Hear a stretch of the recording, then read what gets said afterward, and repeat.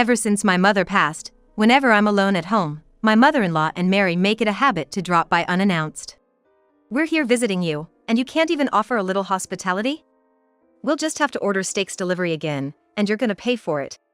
Mary giggles at her side. It's been 2 years of this hellish routine. Now, both my son and daughter have left home to attend college in the city. However, on a day when it was just my husband and me, Daniel said something unbelievable. "My folks and my sister's family are moving in next week, so clear out your room." And then he told me I was in the way and to get out. This house, which was originally my family home, and now being told to leave it, that's something I cannot forgive. Faced with this, I didn't hesitate to decide on a course of action. "Fine, I'll just clear the house out entirely," I said. Daniel smirked maliciously, thinking he'd won. He didn't know what was coming. He went off on a business trip. And I immediately called to begin the process I had planned. I got everything arranged before Daniel came back, and then I left the house. I can just imagine the look on Daniel's face when he returns. My name is Sofia Garcia. I'm a 48-year-old housewife living in my childhood home since getting married. After graduating from high school, I went to college and found a job in New York, where I spent all of my single years. However, during a trip back home to Nebraska, I ended up attending a local matchmaking party. I had no intention of moving back to Nebraska, but I was coerced into going by the people around me. I'm the type who can't say no when asked. So I went, and the local men, not often blessed with such opportunities, were quite eager, to put it mildly. It was like everyone was looking around with greedy eyes, desperately grabbing at any opportunity they could find. Overwhelmed by the atmosphere, I decided to just bide my time until it was appropriate to leave. Next to me, there was a man sitting quietly by himself. That was Daniel Garcia, the man who would become my husband. Since I was bored being on my own, I shared some food with him. Then, the man said as a thank you, and brought me some food. Daniel was a man of few words, but seemed diligent and sincere, and I found myself drawn to him. After all, if went back to New York, I had no boyfriend and no significant position at my company. Furthermore, by that time, my father had passed away, and since I had no siblings, my mother was living alone. I was tired of city life and began to feel that marrying and settling down in my hometown wouldn't be so bad. So, I married Daniel, and we began living in my family home. Daniel was open to living with my mother because his sister, Mary, and her husband were already living with his parents. Daniel and I were blessed with 2 children, a son and a daughter, and we should have been living a happy married life. But after my mother passed and the children became independent and left the house, I faced an unbelievable misfortune. Daniel, always a quiet man, spoke very little at home after we got married. He didn't involve himself more than necessary in parenting. Perhaps you could say Daniel was a calm type of husband, a gentleman if spoken well of. Having been an only child, I was always close to my mother, consulting her on everything. So, I believe I've been able to raise my kids ideally with the help of my mother. This perfect life changed abruptly right after my mother passed away. My mother had always found joy in taking care of the family, and after the kids went off to college in the city and left the house, she quickly lost her spirits. And then, before long, she departed to heaven. I had thought that now, with just Daniel and me, we'd spend our days peacefully as a couple.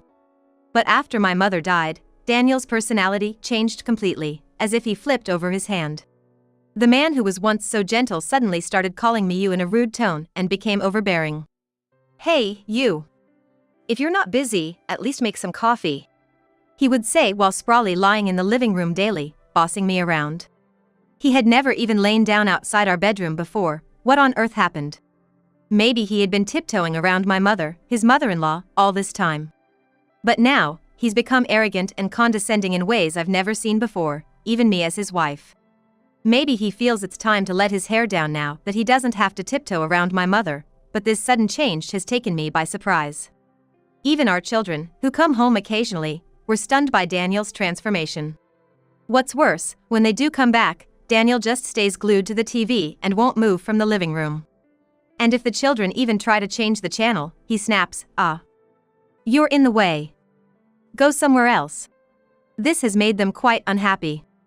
It seems they're uncomfortable being around their father Daniel, who is now so boldly asserting his presence in a home where they were originally nurtured by me and my mother. Consequently, our children who used to come back for every long weekend now only return for certain holidays. No matter that the in-laws are gone, this attitude is too much. I couldn't take it anymore and decided to casually remark Daniel. Hey, dear. You seem different lately, what's up with that? Different? What do you mean? Maybe since my mother passed? You used to be so gentle, but now you seem quick to anger. When I said that, Daniel's eyes narrowed and he answered with a voice that had an edge to it. What are you talking about? I've been tiptoeing around your mother all this time. But now that she's gone, I'm the one who calls the shots in this house. If there's something I don't like, it's only natural that I get angry. I had never seen Daniel so intimidating before, and I recoiled in fear. It seems that all the care he took around my mother had been a source of stress for him. However, I never in my wildest dreams thought that Daniel would change so drastically. Ever since, I've had to tread carefully around Daniel, as if to handle him with kid gloves. The misfortunes that have befallen me since my mother passed away don't stop there. I work part-time until 3 p.m. and then return home to do the housework, which has become my daily routine. When my mother was alive, we would enjoy our tea time together at this hour. Now, it's become a completely dreary time. When I get home, my mother-in-law and Mary are waiting at the entrance. Oh, Sophia, you're quite late. We've been waiting out here in the cold for 40 minutes, that's right. We heard you finish work at 3 p.m., so we came to match that time. Why are you so late? Yeah, Sophia. We heard you get off work at 3 p.m., so we timed our visit to match that. Why are you so late? Indeed, these two have learned that my part-time job ends at 3 p.m., and they've taken to showing up at our house at this time every day. In their home, my in-laws live with Mary and her husband. Mary has taken her husband's surname, Williams, and like us, she has had her husband move into her parental home. They don't have children, and Mary, who hasn't worked for a long time, is always clinging to my mother-in-law. I used to think my mother-in-law and Mary were kind people when my mother was alive. But just like Daniel, these two started to speak very frankly to me as soon as my mother passed away. Sorry about that. I was doing some shopping on the way back. Thinking of the complaints I would hear later if I showed any displeasure to these two, I can only obey meekly. And so, I always end up letting them into the house. Once inside, I need to change my clothes and put away the groceries I've bought. But before I can even do that, my mother-in-law starts to nag. We've come all this way to visit and you don't even offer us a drink? We have no choice but to order steaks delivery again, so you'll pay for it. Mary laughs alongside her. Even though it's nearly 4 p.m., they decide to order delivery food from a restaurant at such a late hour. And, as always, I'm the one who ends up paying. I've been living these hellish days for 2 years now. Of course, I've talked to Daniel about it, but he never takes my side. Mom and Mary think you're lonely after losing your mother, they're just trying to be thoughtful. Complaining would be ungrateful. But every time they come, we only eat expensive steaks, and I'm always the one paying.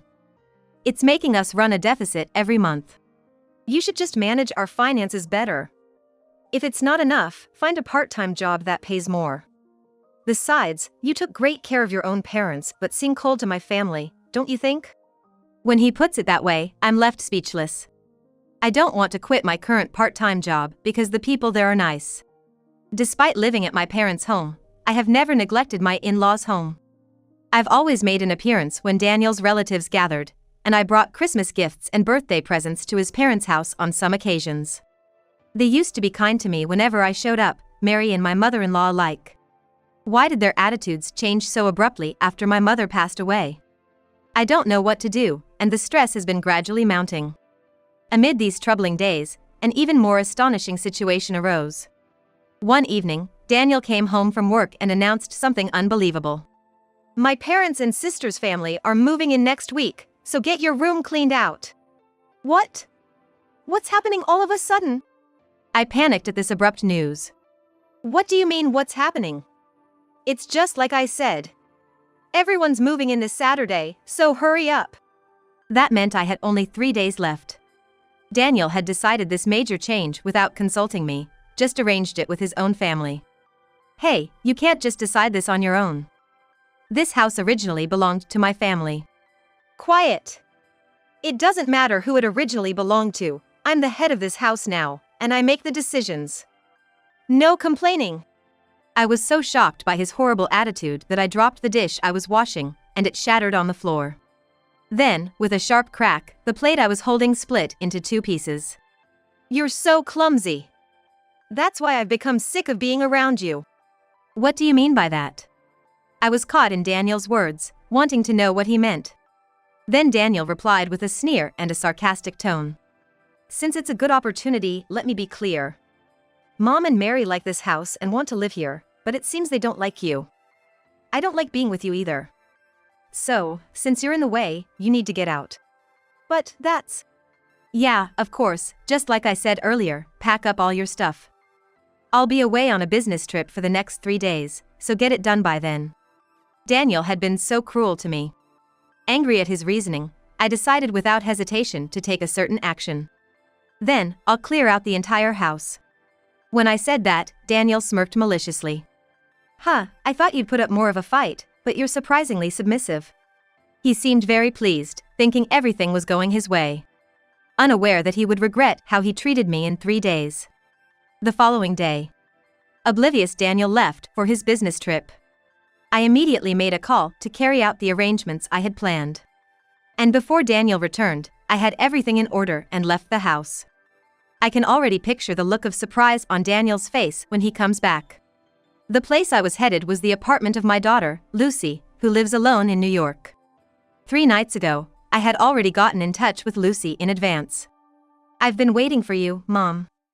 Is everything taken care of? Yes, all set.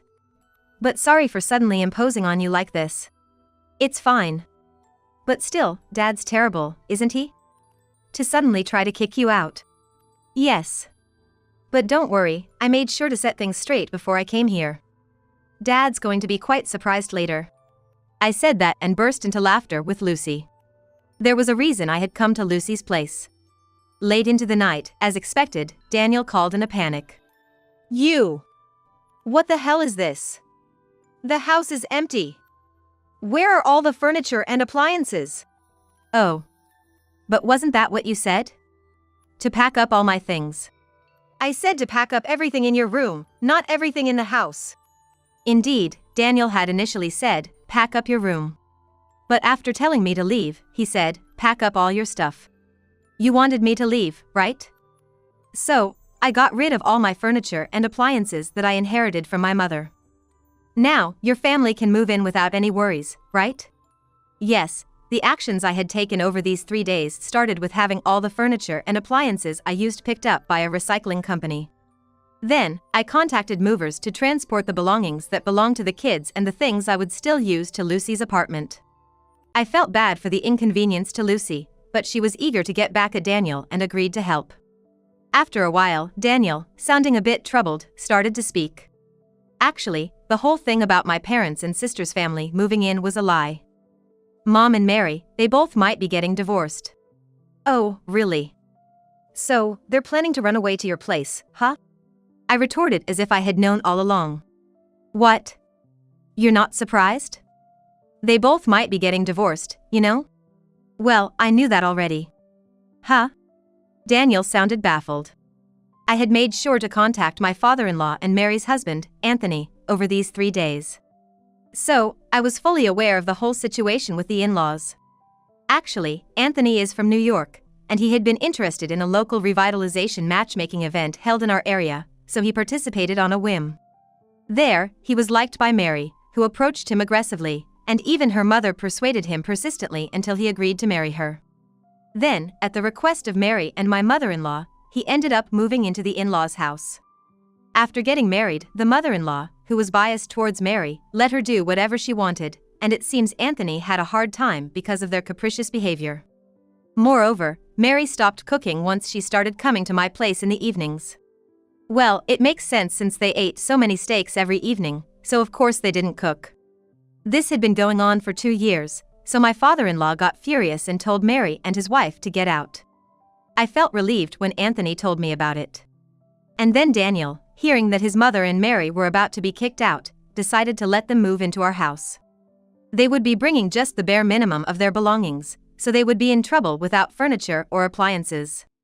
By the way, when Daniel said he was going on a business trip, he was actually going to plead with his father to forgive the two women.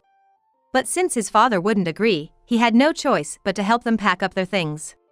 When I told Daniel everything I heard from Anthony, I could faintly hear someone say, "Well, what a calculating wife." From his end, it seemed his mother was eavesdropping.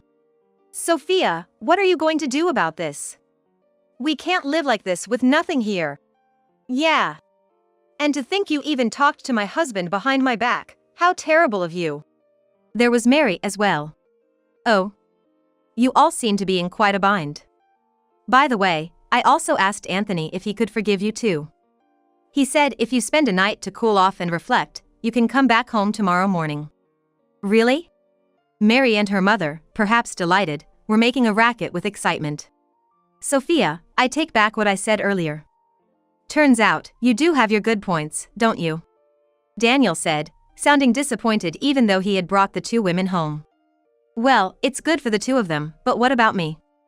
Can't you at least bring back the appliances? Oh, by the way, while I was at it, I arranged to sell the house, so please move out soon, okay?" "Hey!" Daniel's voice rose, almost as if he couldn't believe what I said. "I'm your husband. How could you do this to me?" "Oh? But weren't you the one trying to kick me out? That in itself is quite the harsh treatment." Daniel fell silent, with nothing to say in return. I pressed further. "Oh, and by the way, your stuff is all still in the house, isn't it? That small desk you use as a study. Check the drawer. I've sorted out the necessary application, so just submit it properly, okay?" I could hear Daniel's footsteps as he hurried to the back room where the desk was. Opening the drawer, he muttered. This is a divorce form?" "Yes, that's right. Once you've filed, I'll proceed it through the third party. Don't joke with me. Why should we have to get a divorce?" "Well, you wanted me out, didn't you? That's the same as a divorce, isn't it?" Daniel probably never imagined that the seeds he sowed would be reaped in such a way. I thought he had gone silent, but then I heard him sobbing. Then, in a voice laced with sobs, he began to plead desperately. "Please, I'm begging you. I was wrong. I'll take care of you from now on. Can you please reconsider? I'm begging you, believe me."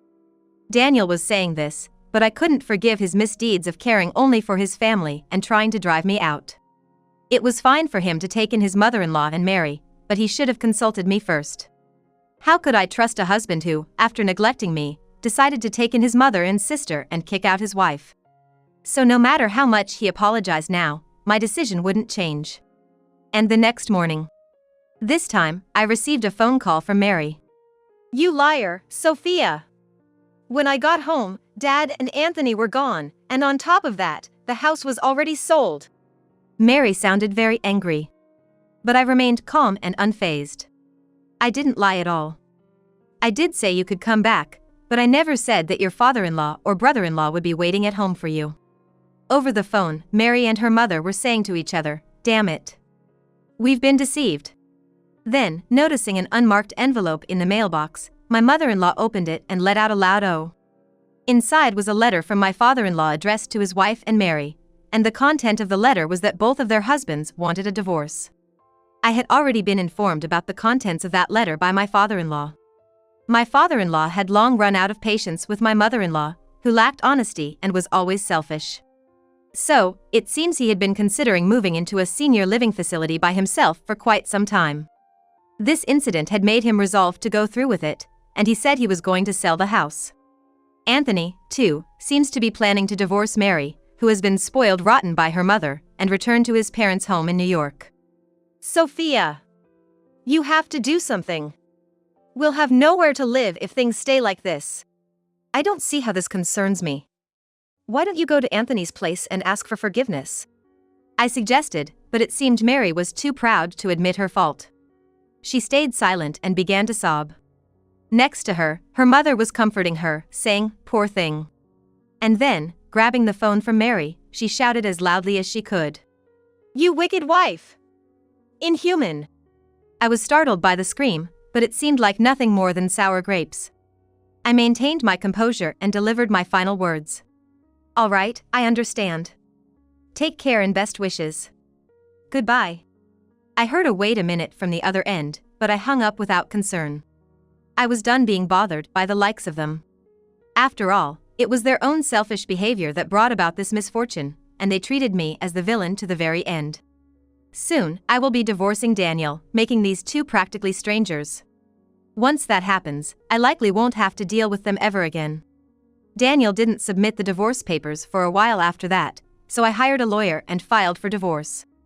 As a result of the court proceedings, I was finally able to get a formal divorce from Daniel. Daniel demanded half the proceeds from the sale of the house as part of the property division, but the judge ruled it was not marital property, and his claim was denied. How can that be? I have nowhere to live. How am I supposed to survive from here on out? Daniel, enraged by the outcome of the trial, started to yell at me, but he was stopped by the judge. Daniel was completely deflated, but I couldn't find any room for sympathy. It would have been nice if at least Daniel had felt a bit sorry for the daily intrusions by his mother and Mary. My marriage with Daniel ended in the worst state possible.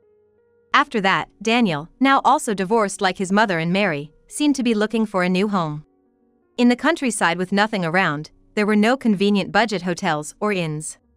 According to a local friend, they were seen setting up cardboard to sleep in the park.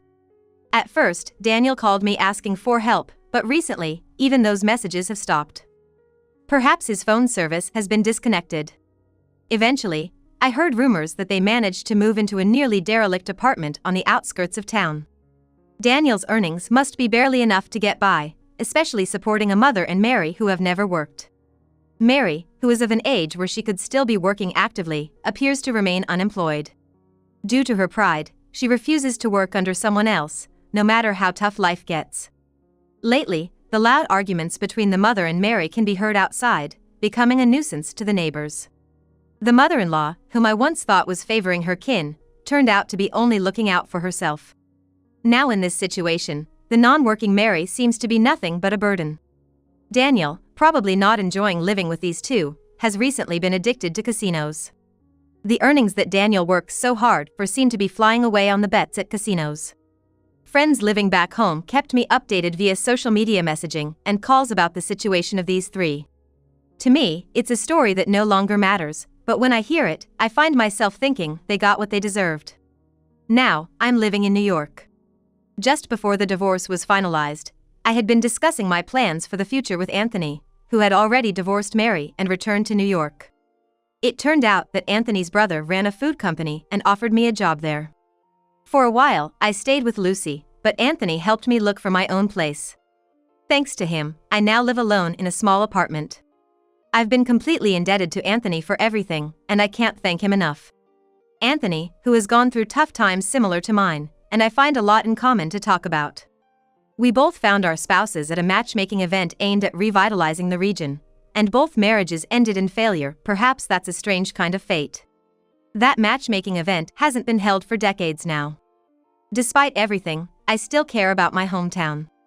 Seeing fewer people getting married in that area made me worry a bit about the potential depopulation.